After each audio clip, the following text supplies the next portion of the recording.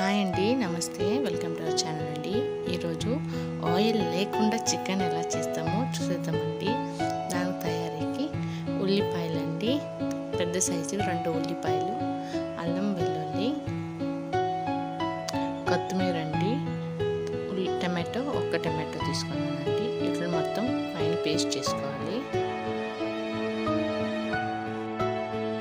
జార్లోకి వేసుకుంటూ fine paste చేసి పక్కన పెట్టుకోవాలండి. ఇప్పుడు చికెన్ని శుభ్రంగా కడిగి పెట్టుకొని ఒక డేక్షాలకి ఉప్పు వేసుకోవాలండి, తగినంత ఉప్పు.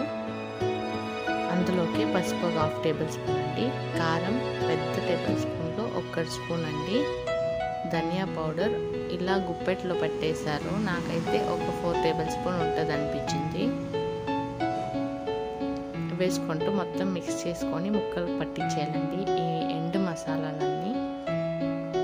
ఇదైతే మా నాన్నమ్మ వాళ్ళ స్టైల్ అండి. ఒక్కసారి ట్రై చేసి చూడండి, టేస్ట్ అయితే మస్తు ఉండే. నేను ఫస్ట్ టైం తిన్నాను.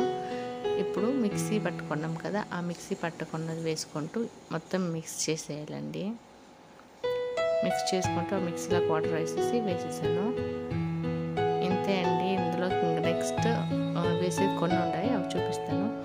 ఇలా మంటలు పైమించేసాము. ఇలా మా నాన్నమ్మ వాళ్ళు ఇలాగే చేశారంట, అందుకోసం నేను మీకు చూపిస్తున్నాను. మధ్యలో మిక్స్ చేసుకుంటూ ఉండాలండి. అంతే, మనం ఆయిల్ అనేది ఏమేమో.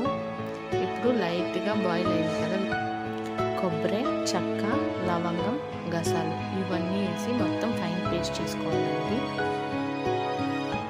చేసుకుంటూ మనం పక్కన తీసి పెట్టుకోవాలండి. ఇప్పుడు చూడండి, చికెన్ అనేది మొత్తం బాగా బాయిల్ అయింది.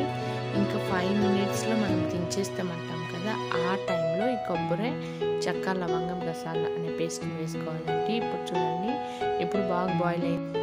అందులోనే ఆయిల్ అనేది ఎంత వచ్చింది చూస్తున్నారు కదా. నేనైతే షాక్ అండి, ఒక్కసారిగా ఆయిల్ అందులోనే ఇంత వచ్చింది అనేసి. ఇప్పుడు ఈ పేస్ట్ని వేసుకొని ఒక 5 మినిట్స్ కుక్ అయితే చాలండి. మన టేస్టీ చికెన్ కర్రీ రెడీ అయిపోతే ఒక్కసారి ట్రై చేసి చూడండి. ఈ స్టైల్లో మీకు నచ్చుతుంది అనుకుంటా. ఈ వీడియో కనుక నచ్చినట్లయితే లైక్ చేయండి, షేర్ చేయండి, సబ్స్క్రైబ్ చేయండి. Thank you for watching.